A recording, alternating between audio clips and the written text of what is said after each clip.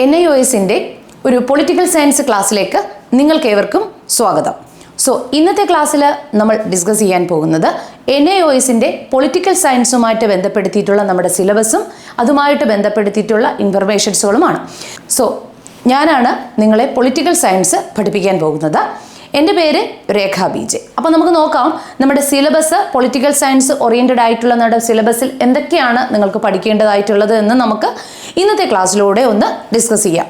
നമുക്ക് നിങ്ങളുടെ syllabus base നോക്കുകയാണെങ്കിൽ നിങ്ങളുടെ ടോട്ടൽ ലെസൺ വന്നിട്ട് 32 ലെസൺസ് ആണ് ഉള്ളത്. എത്ര ലെസൺസ് ആണ് നിങ്ങൾക്ക് പഠിക്കേണ്ടിയിട്ടുള്ളത്?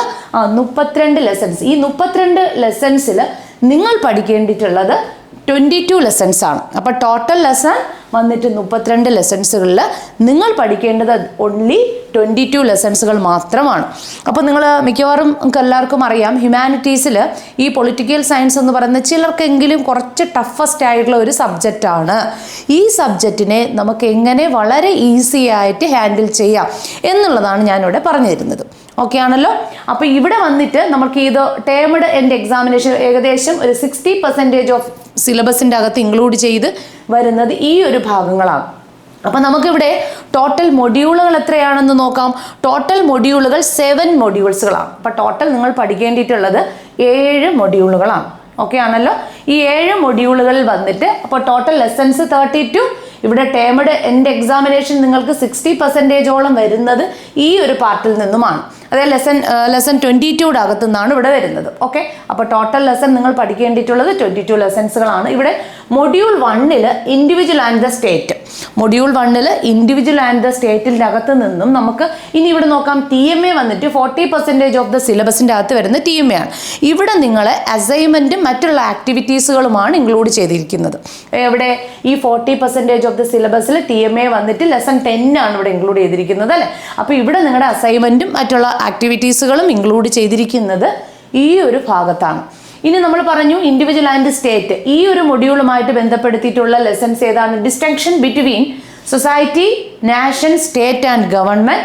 Second lesson major political parties. അപ്പോൾ ഇന്ത്യയിലെ വളരെ പ്രാധാന്യം അറിയിക്കുന്ന മേജർ പൊളിറ്റിക്കൽ പാർട്ടീസുകൾ ഏതൊക്കെയാണ് എന്നുള്ളതാണ് ഈ ഒരു ഭാഗത്ത് നിങ്ങൾ പഠിക്കേണ്ടത്. അതായത് നമ്മുടെ മേജർ പൊളിറ്റിക്കൽ പാർട്ടീസിൽ വളരെ എളുപ്പമാണത് പഠിക്കാൻ. ദെൻ വരുന്ന distinction between society, nation and state. അപ്പോൾ ഇവിടെ ഈ ഒരു ഭാഗവും നമുക്ക് വളരെ ഈസി ആയിട്ട് എങ്ങനെ സൊസൈറ്റിയും നാഷൻ ആൻഡ് സ്റ്റേറ്റും of your government system in India ഒക്കെ നമുക്ക് ഈ ഒരു പാർട്ടിൽ പഠിക്കണം. വളരെ ഈസിയാണ്. ദെൻ വന്നിട്ട് അടുത്ത ചാപ്റ്റർ വന്നിട്ട് ഫണ്ടമെൻ്റൽ റൈറ്റ്സ് ആണ്. മനുഷ്യ അവകാശങ്ങൾ എന്തൊക്കെയാണ്. ദെൻ വന്നിട്ട് ഇന്ത്യൻ ഫെഡറൽ സിസ്റ്റം. അപ്പോൾ നെക്സ്റ്റ് വന്നിട്ട് directive, principle and state policy and the fundamental duties ആണ് ഇവിടെ നമുക്ക് പഠിക്കേണ്ടിയിട്ടുള്ളത്. ഓക്കെ, ഇന്ന് വന്നിട്ട് എമർജൻസി പ്രൊവിഷൻ, അടിയന്തരാവസ്ഥകളെ കുറിച്ചിട്ടാണ് എമർജൻസി പ്രൊവിഷൻസിൽ പഠിക്കേണ്ടിയിട്ടുള്ളത്. അപ്പോൾ അതും വളരെ ഈസിയാണ്. അപ്പോൾ ഫണ്ടമെൻ്റൽ റൈറ്റ്സ്, മനുഷ്യ അവകാശങ്ങൾ, അതുപോലെ തന്നെ നിർദ്ദേശിക തത്വങ്ങൾ, അതുപോലെ തന്നെ ഫണ്ടമെൻ്റൽ ഡ്യൂട്ടീസുകൾ, next emergency provisions, union executive, parliament of India, Indian parliament സിസ്റ്റത്തെ കുറിച്ചാണ് ഈ ഒരു പാർട്ട് പഠിക്കേണ്ടത്. സുപ്രീം കോടതി, നെക്സ്റ്റ് വരുന്ന ഹൈക്കോർട്ട് ആൻഡ് സബോർഡിനേറ്റ് കോർട്ട്. അപ്പോൾ സുപ്രീം കോർട്ടും പഠിക്കണം, ഹൈക്കോർട്ടും ഇറ്റ്സ് സബോർഡിനേറ്റ്സ് കോർട്ടുമാണ് ഈ ഒരു ഭാഗത്ത് പഠിക്കേണ്ടിയിട്ടുള്ളത്. ദെൻ വന്നിട്ട് local government and urban and rural. Local government, it's urban and rural areas. ഈ ഒരു പാർട്ടാണ് നമ്മൾ ഇവിടെ ഈ 16ാമത്തെ ഭാഗത്ത് പഠിക്കേണ്ടിയിട്ടുള്ളത്, 16ാമത്തെ ലെസൺസ്. നെക്സ്റ്റ് വന്ന ഇലക്ട്രിക്കൽ സിസ്റ്റം ഇൻ ഇന്ത്യ. ഇന്ത്യയുടെ ഇലക്ഷൻ സിസ്റ്റത്തെക്കുറിച്ചും ഒക്കെയാണ് നമ്മൾ ഈ ഒരു ഭാഗം. പിന്നെ നാഷണൽ പൊളിറ്റിക്കൽ പാർട്ടീസ് നമ്മൾ ഇവിടെ പഠിക്കുന്നുണ്ട്, മേജർ പൊളിറ്റിക്കൽ പാർട്ടീസ്. കൂടാതെ ഇന്ത്യയിലെ നാഷണൽ പൊളിറ്റിക്കൽ പാർട്ടീസ് ഏതൊക്കെയാണ് എന്നുള്ളത് ഈ ഒരു പാർട്ടിൽ നമ്മൾ പഠിക്കുന്നുണ്ട്. നെക്സ്റ്റ് വന്നിട്ട് നോക്കൂ, national political parties, regionalism and regional parties. മാത്രമല്ല പ്രാദേശിക പാർട്ടികൾ ഏതൊക്കെയാണ്. അപ്പോൾ നമുക്ക് ഈ ഒരു ഭാഗത്ത്, അതായത് നിങ്ങളുടെ പൊളിറ്റിക്കൽ സയൻസ് എന്നുള്ള ഈ ഒരു പാർട്ടിൽ വളരെ പ്രാധാന്യം അർഹിച്ച് പഠിക്കേണ്ടിയിട്ടുള്ളത് ഇന്ത്യൻ പാർലമെന്ററി സിസ്റ്റത്തെക്കുറിച്ച് പഠിക്കണം. ഇന്ത്യയിലെ മേജർ പൊളിറ്റിക്കൽ പാർട്ടീസുകളും ഇറ്റ്സ് തിയറീസുകളും ഒക്കെ നമ്മൾ അവിടെ ഇൻക്ലൂഡ് ചെയ്ത് പഠിക്കണം. Regionalism and regional parties, public opinion and pressure group is very important ആണ്. എൻവയോൺമെൻറ്റൽ അവയർനെസ്, നമ്മുടെ പാരിസ്ഥിതികമായിട്ടുള്ള അവയർനെസ്സുകൾ എന്തൊക്കെയാണ്. Then good governance system. Then വരുന്ന ഹ്യൂമൻ റൈറ്റ്സ്, മനുഷ്യ അവകാശം. ഹ്യൂമൻ റൈറ്റ്സ് കമ്മീഷൻസ് ഒക്കെ നമ്മൾ അവിടെ പഠിക്കേണ്ടതായിട്ടുണ്ട്.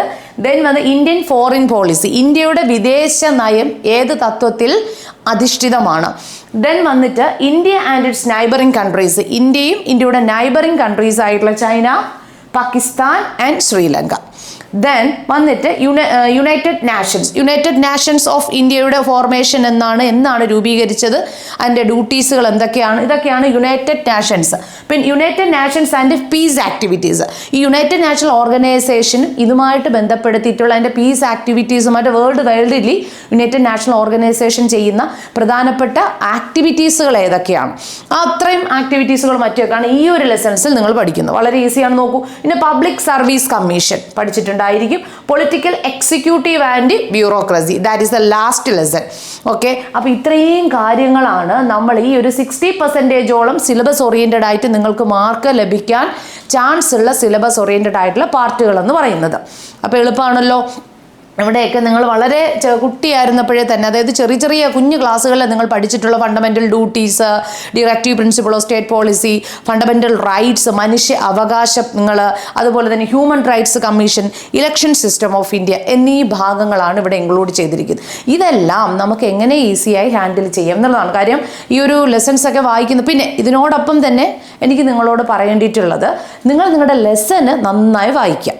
നമ്മൾ പഠിപ്പിച്ചതിന് ശേഷം നിങ്ങൾ ലെസൺ കൂടി വായിക്കുക എന്നുള്ളതാണ്. പിന്നെ ഈ വീഡിയോ ക്ലാസ്സുകളാണല്ലോ നിങ്ങൾ കണ്ടുപോകുന്നത്. അപ്പോൾ വീഡിയോ ക്ലാസ് കാണുമ്പോൾ വളരെ ശ്രദ്ധിക്കുക. ചില കുട്ടികളെ സംബന്ധിച്ചിടത്തോളം വെറുതെ അങ്ങോട്ട് വീഡിയോ ക്ലാസ് കണ്ടുകൊണ്ടേ ഇരിക്കും, ജസ്റ്റ് പഠിക്കും. അങ്ങനല്ല, നമ്മൾ വീഡിയോ ക്ലാസ് കാണുമ്പോഴത്തേക്കും നമ്മൾ ആദ്യം എന്താ ചെയ്യേണ്ടിയിട്ടുള്ളത്, ഒരു നോട്ട്ബുക്ക് എടുക്കുക, അല്ലേ? നമ്മൾ അവിടെ തന്നെ ടീച്ചർ പഠിപ്പിക്കുന്ന ഭാഗങ്ങളെല്ലാം തന്നെ ലെക്ചർ നോട്ട്, സ്റ്റഡി മെറ്റീരിയൽസുകൾ, അതിലൂടെ തന്നെ നിങ്ങൾക്ക് ആ മെറ്റീരിയൽസുകൾ നിങ്ങൾക്ക് സ്വയം തന്നെ മെറ്റീരിയൽസ് പ്രിപ്പയർ ചെയ്തെടുക്കാവുന്നതാണ്. അതുകൂടാതെ നമ്മൾ ഈ ഒരു ഇൻസ്റ്റിറ്റ്യൂഷനിൽ നിന്ന് നമ്മൾ എന്ത് ചെയ്യുന്നുണ്ട്, നിങ്ങൾക്ക് എല്ലാ തരത്തിലുള്ള സ്റ്റഡി മെറ്റീരിയൽസ് വിത്ത് മോക്ക് ടെക്സ്റ്റുകൾ നിങ്ങൾക്ക് പ്രൊവൈഡ് ചെയ്യുന്നുണ്ട്. ഇതുകൂടി നമ്മുടെ ഈ NIOSന്റെ മറ്റൊരു പ്രത്യേകതയാണ്. ഓക്കെ ആണല്ലോ. ഇതുകൂടാതെ ഓരോ മൊഡ്യൂൾ വൈസും, അതായത് ഇപ്പോൾ നമ്മൾ ഫസ്റ്റ് മൊഡ്യൂളിലെ major political parties, destruction between society, national and state government, ഈ ഭാഗത്തു നിന്നൊക്കെയുള്ള മോക്ക് ടെസ്റ്റുകളും ഉണ്ട്. മൊഡ്യൂൾ വൈസ് ആയിട്ടുള്ള പ്രീവിയസ് ക്വസ്റ്റ്യൻ പേപ്പർ അനലൈസും ഒക്കെ തന്നെ ഇവിടെ നിങ്ങൾക്ക് തരും. ഇപ്പോൾ ഇതൊക്കെ മൊത്തത്തിൽ നിങ്ങളൊന്ന് പഠിച്ചെടുക്കുകയാണെങ്കിൽ വളരെ എളുപ്പത്തിൽ തന്നെ നിങ്ങൾക്ക് എന്ത് ചെയ്യാൻ കഴിയും, ഈ ഒരു പൊളിറ്റിക്കൽ സയൻസ് എന്ന സബ്ജക്റ്റിനെ നമുക്ക് മനസ്സിലാക്കി തന്നെ പഠിക്കാൻ കഴിയും. ടോട്ടൽ മാർക്ക് നിങ്ങൾക്കുള്ളത് 100 മാർക്കാണ് ടോട്ടൽ മാർക്ക്. ഈ 100 മാർക്കിൽ 20 മാർക്ക് വരുന്നത് TMAയിൽ നിന്നുമാണ്. 20 മാർക്ക് അത് നിങ്ങളുടെ അസൈൻമെൻ്റ് ആണ്. പിന്നെ നിങ്ങൾ റിട്ടേൺ എക്സാമിനേഷന് പാസ്സാവേണ്ടിയിട്ടുള്ള മാർക്ക് 33 മാർക്കാണ്. അതായത് റിട്ടേൺ എക്സാമിനേഷന് 26 മാർക്ക് വിത്ത് TMAയുടെ മാർക്കും കൂടി വരുമ്പോൾ ടോട്ടൽ 33 മാർക്ക് നിങ്ങൾക്ക് വേണം. പറഞ്ഞ് മനസ്സിലായല്ലോ. അപ്പോൾ ടോട്ടൽ എത്രയാണ്? 100 മാർക്ക്. ഈ 100 മാർക്കിന് TMA വന്നിട്ട് 20 മാർക്ക്, റിട്ടേൺ എക്സാമിനേഷന് 26 മാർക്ക്, പ്ലസ് TMAയുടെ മാർക്കും കൂടെ ചേരുമ്പോൾ എത്ര മാർക്കായി? 33 മാർക്കായി. അപ്പോൾ ടോട്ടൽ എക്സാമിനേഷൻ പാസ്സാകണമെങ്കിൽ നിങ്ങൾക്ക് 33 മാർക്ക് വേണം. ക്വസ്റ്റ്യൻ പേപ്പേഴ്സ് വരുന്നത് ഇംഗ്ലീഷിലും ഹിന്ദിയിലുമാണ്. ഇവിടെ നിങ്ങൾ ആൻസർ എഴുതേണ്ടിയിട്ടുള്ളത് ഇംഗ്ലീഷിലും എഴുതാം, മലയാളത്തിലും ആൻസേഴ്സ് നിങ്ങൾക്ക് എഴുതാവുന്നതായിരിക്കും. അപ്പോൾ നമ്മൾ അക്കാഡമിയിൽ നിന്നും നിങ്ങൾക്ക് ഗൈഡ് പ്രൊവൈഡ് ചെയ്ത് തരുന്നതായിരിക്കും. ഇവിടെ ക്വസ്റ്റ്യൻസ് വന്നിട്ട് മലയാളത്തിലും ഇംഗ്ലീഷിലും ക്വസ്റ്റ്യൻസ് കാണും, ആൻസേഴ്സ് മലയാളത്തിൽ നിങ്ങൾക്ക് കാണുന്നതായിരിക്കും. അപ്പോൾ ഇത് മാത്രമല്ല, ഈ ഓരോ യൂണിറ്റ് ബേസ് ആയിട്ടുള്ള ഓരോ മൊഡ്യൂൾ ബേസ് ആയിട്ടുള്ള MCQ, അതായത് പ്രീവിയസ് ക്വസ്റ്റ്യൻ പേപ്പേഴ്സുകളും കാണും. പിന്നെ ആ ഒരു യൂണിറ്റ് ബേസ് ആയിട്ടുള്ള ക്വസ്റ്റ്യൻസുകളും നിങ്ങൾക്ക് പ്രൊവൈഡ് ചെയ്ത് തരുന്നതായിരിക്കും.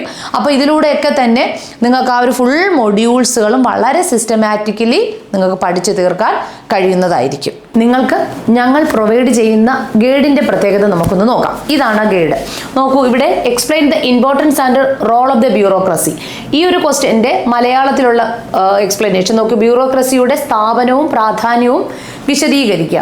അപ്പോൾ ഈ ഒരു ക്വസ്റ്റ്യൻ പേപ്പർ, ഈ ഒരു ഗൈഡ് നിങ്ങൾക്ക് ലഭ്യമാവുമ്പോൾ തന്നെ ഈ ഗൈഡിൻ്റെ പ്രത്യേകതയാണ് ഞാൻ പറഞ്ഞിരിക്കുന്നത്. ഇതിലൂടെ നിങ്ങൾക്ക് ആ ക്വസ്റ്റ്യന് വായിക്കാനും കഴിയും, അത് എന്താണെന്ന് അതിൻ്റെ മീനിങ്ങോട് കൂടി കൃത്യമായിട്ട് മനസ്സിലാക്കാനും കഴിയും. അതിനെ കൃത്യമായിട്ട് തന്നെ എക്സ്പ്ലെയിൻ ചെയ്ത് പോയിട്ടുമുണ്ട്. അപ്പോൾ ഈ ഒരു ഗൈഡൊക്കെ നിങ്ങൾ പ്രൊവൈഡ് ചെയ്യുകയാണെങ്കിൽ, നമ്മൾ പ്രൊവൈഡ് ചെയ്യുന്ന ഈ ഒരു ഗൈഡ് നിങ്ങളിലേക്ക് എത്തുകയാണെങ്കിൽ വളരെ വ്യക്തമായിട്ട് തന്നെ നമ്മുടെ വീഡിയോ ക്ലാസ് കാണുന്നതിനോടൊപ്പം തന്നെ ഈ ഗൈഡും കൂടി നിങ്ങൾക്ക് നിങ്ങളെ സംബന്ധിച്ചിടത്തോളം നിങ്ങൾക്ക് ക്ലിയർ ആയിട്ട് ഒരു ഐഡിയ നിങ്ങൾക്ക് ഇതിലൂടെ കിട്ടുകയും എന്ന് മാത്രം മാത്രമല്ല എക്സാമിനേഷന് നല്ലൊരു മാർക്ക് കരസ്ഥമാക്കി വിജയത്തിലേക്ക് എത്തിക്കാനും നിങ്ങൾക്ക് ഇതിലൂടെ കഴിയും. അപ്പോൾ വളരെ യൂസ്ഫുൾ ആയിട്ടുള്ള ഒരു ഗൈഡും കൂടാണ് നമ്മളിവിടെ നിന്ന് നിങ്ങൾക്ക് പ്രൊവൈഡ് ചെയ്യുന്നത്.